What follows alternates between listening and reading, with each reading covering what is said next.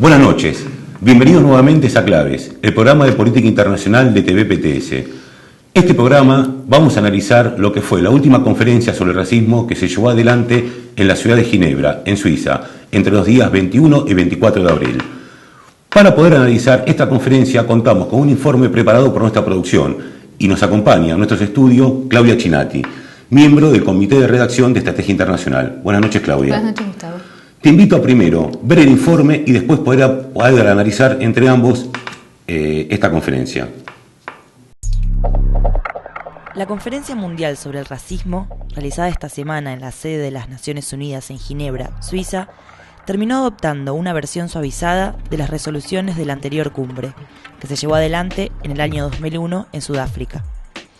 En este nuevo documento se borró la mención a la difícil situación del pueblo palestino.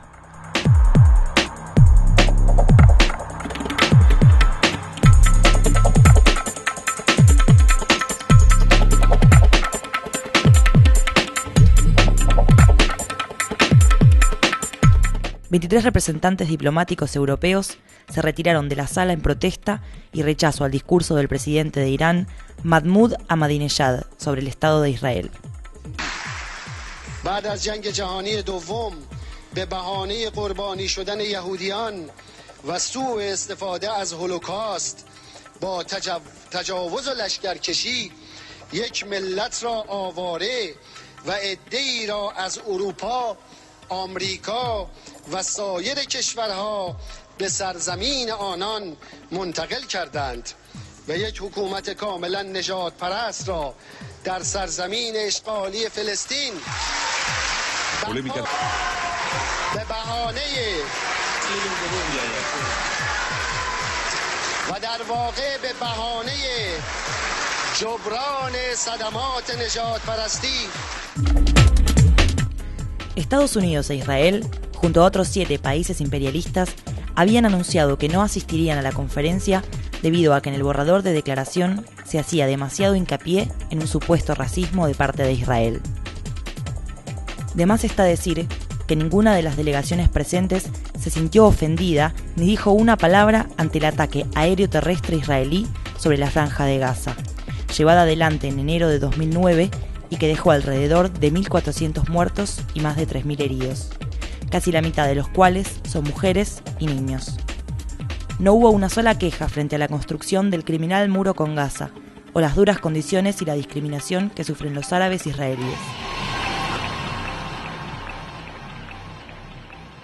Tampoco se mostraron ofendidos por las declaraciones racistas de políticos como el ministro de Relaciones Exteriores israelí, Lieberman, que habla directamente de exterminio, afirmando: deben desaparecer, irse al paraíso, todos ellos.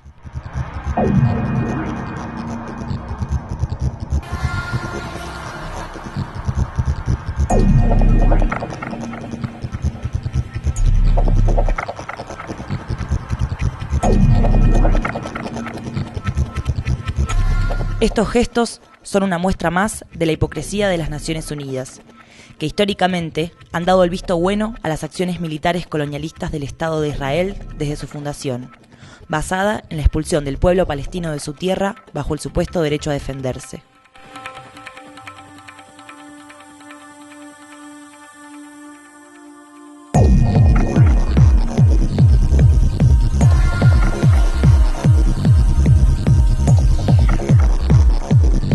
Así lo señala el reconocido historiador israelí Ilan Pappé. I think the idea to cleanse Palestine from its original indigenous population, from its local Arab population, emerged as a clear concept in the 1930s. And it was the brainchild of David Ben-Gurion, who became the first prime minister of Israel, and at the time the leader of the Jewish community in pre-1948 Palestine, that was pre-Israel Palestine. However, the idea of how to translate this wish, this strategy, into a proper plan developed only after the Second World War. The Jews were only 1/3 of the population, and they were promised by the United Nations half of Palestine. the vast majority of the Jews were people who came 2 or 3 years ago, and they already were entitled to have half of the country. And above all, I think some of the United Nations people knew that what they were offering, which was a Jewish state which will have a large number of Palestinians, almost an equal number of Palestinians and Jews, was something that the Zionist movement would not accept. And I think if you want, the ethnic cleansing tendencies of the Zionist movement were already known to some people in the Arab world, in the Palestinian camp, and definitely in the United Nations. People who, according to the United Nations Petition Resolution, were supposed to be citizens of the State of Israel, because they were part of the Jewish state, or the future Jewish state. And they resigned to the idea. They said the Ottomans ruled us, the Turks ruled us, the British ruled us, now the Jews would rule us. I mean, they were simple peasants and farmers who said, okay, another new government, doesn't matter. And they just couldn't believe their eyes when the Israeli army came and gave them less than an hour to take what they can and just get out of their villages where they lived for hundreds of years, and shooting above their heads to accelerate their flight, and massacring anyone who resisted, and here and there raping women. Forced them to march all the way to the West Bank, tens and tens of kilometers, where many people died on the way from thirst and hunger. A very inhuman aspect of the ethnic cleansing that altogether is, as I said before. El título de la conferencia, Contra el racismo, encierra un contenido hipócrita de parte de los gobiernos imperialistas que envían tropas a Irak y Afganistán y expolian al mundo semicolonial. Los países imperialistas se rasgan las vestiduras hablando de luchar contra el racismo y la discriminación. Mientras tanto, usan a los trabajadores inmigrantes como mano de obra barata para depreciar los salarios de los obreros en estos países.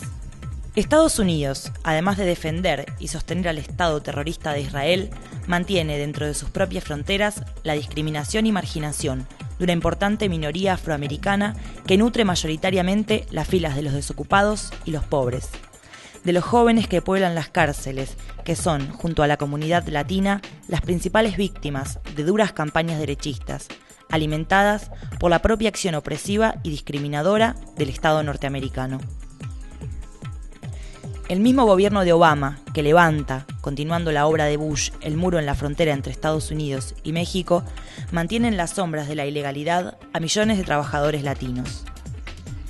Varios gobiernos europeos, como el del derechista Silvio Berlusconi, vienen impulsando políticas xenófobas para expulsar directamente a los trabajadores inmigrantes, alentando prejuicios racistas y divisiones dentro de las filas obreras.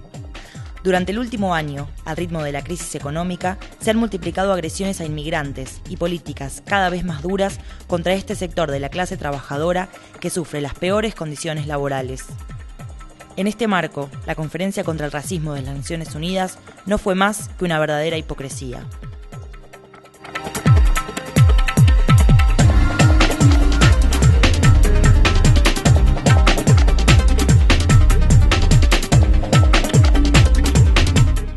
Los invito a pasar a una pausa y luego podemos conversar con Claudia Chinatti alrededor de lo que fue esta conferencia.